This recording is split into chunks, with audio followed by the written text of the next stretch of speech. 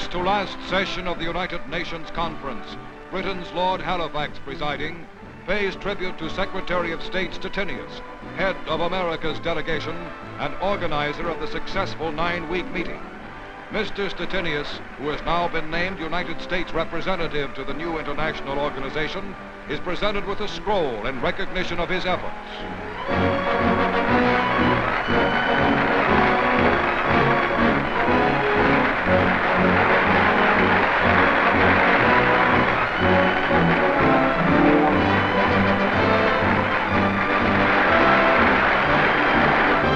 Then, a history-making moment, as Lord Halifax calls for a standing vote on the approval of the Charter of International Organization, and the heads of the 50 United Nations delegations rise to be counted.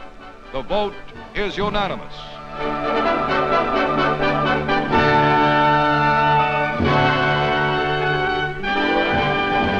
As the session adjourns, delegates burst into applause.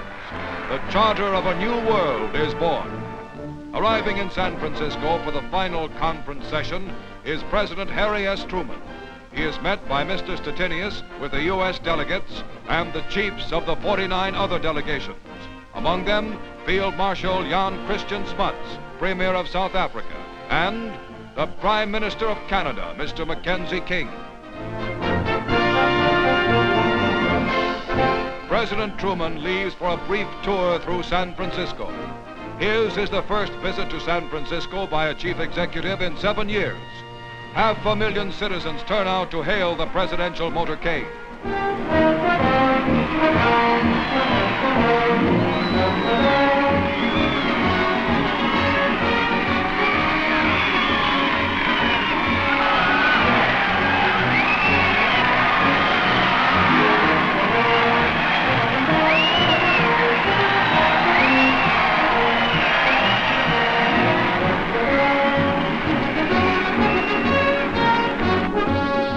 As Mr. Truman arrives, 63 days of concerted international effort are climaxed by the signing of the United Nations Charter. First to sign is China, the first nation that suffered Axis aggression. Dr. Wellington Koo signs with a traditional Chinese brush. The delegation of the Soviet Union, Ambassador Andrei Gromyko, signs for Russia.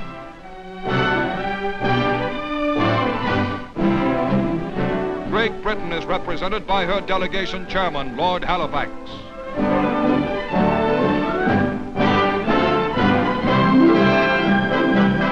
The Republic of France, acting delegation chairman, Joseph-Paul Boncourt.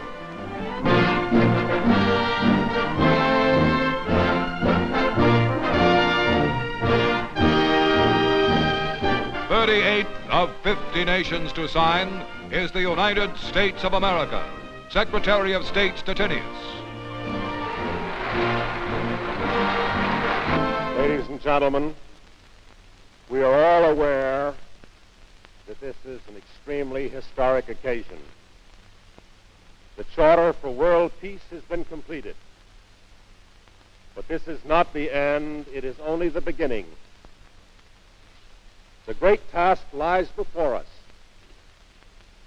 And it is our solemn and our sacred duty to see to it that the United Nations comes into being and fulfills its promise. With faith in our cause and goodwill in our hearts and determination to work unceasingly toward this end, I am confident that with God's help, we shall reach our goal.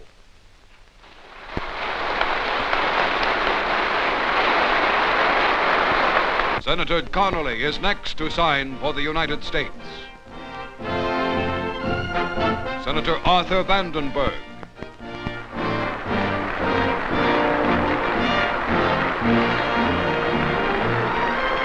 Commander Harold Stassen, former governor of Minnesota.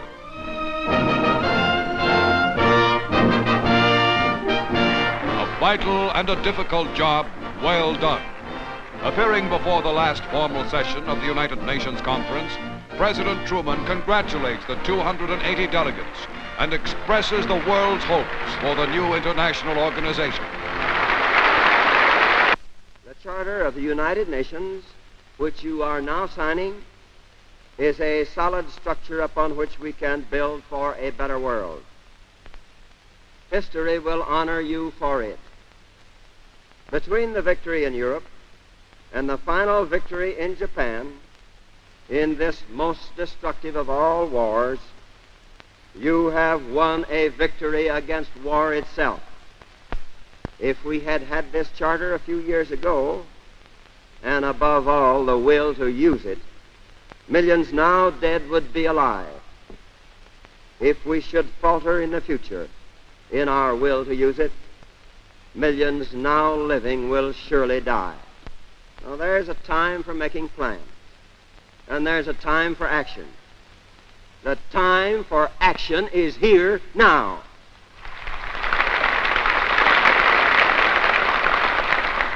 Let us, therefore, each in his own nation and according to its own way, seek immediate approval of this charter and make it a living thing. By this charter you have moved toward the goal for which that gallant leader in this second world struggle worked and fought and gave his life, Franklin D. Roosevelt. This new structure of peace is rising upon strong foundations. Let us not fail to grasp this supreme chance to establish a worldwide rule of reason, to create an enduring peace under the guidance of God.